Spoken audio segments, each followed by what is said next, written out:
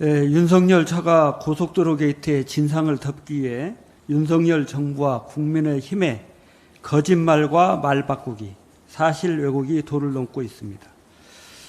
국토교통부가 6년간 진행하던 서울 양평 고속도로의 종점을 김건희 여사 일가의 땅이 있는 곳으로 변경했다는 의혹의 본질은 누가, 왜, 뭘 위해서 예타를 통과하고 당정 협의까지 마친 서울 양평 고속도로 종점을 바꿨느냐 하는 것입니다. 그러나 윤석열 정부와 국민의힘은 도둑이 제발 저리듯 거짓말과 사실 왜곡으로 본질을 흐리고 있습니다. 서울 양평 고속도로 전체 노선 27km 중 변경한 노선은 원안 대비 55% 넘게 변경되었습니다.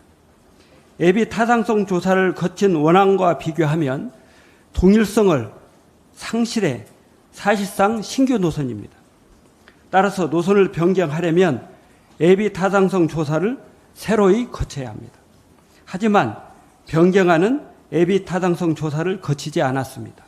이는 명백히 국가재정법 38조를 위반한 것입니다.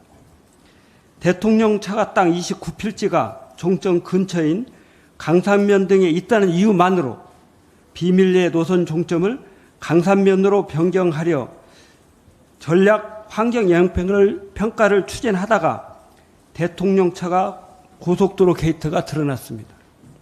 말로는 법치주의, 건전재정을 외치면서 정작 국가재정법을 위반해가면서 대통령 처가의 특혜를 주려 했습니다. 이것이 바로 윤석열 정부의 대표적인 국정농단 사례입니다. 대통령 처가 고속도로 게이트 의혹이 일파만파 커지자 원희룡 교통부 장관은 국토위 소속 국민의힘 의원들을 대동해 국회 소통관에서 기자회견을 열고 일방적으로 서울 양평 고속도로 사업 백지화를 선언했습니다.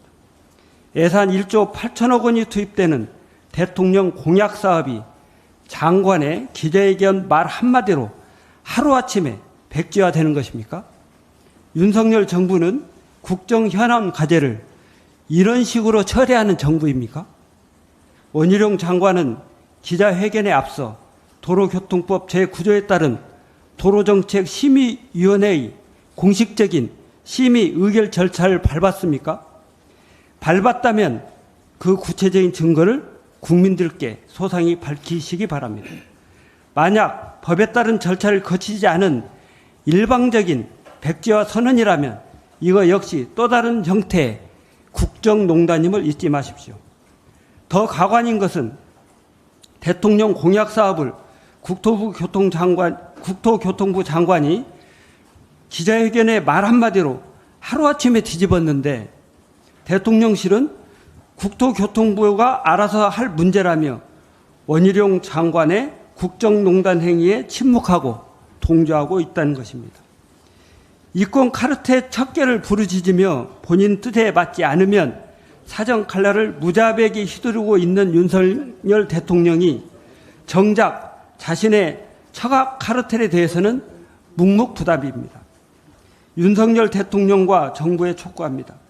대통령 처가 고속도로 게이트 의혹에 대해 누가, 왜, 뭘 위해서 국정농단을 하려 했는지 그 진상을 조속히 밝히기 바랍니다.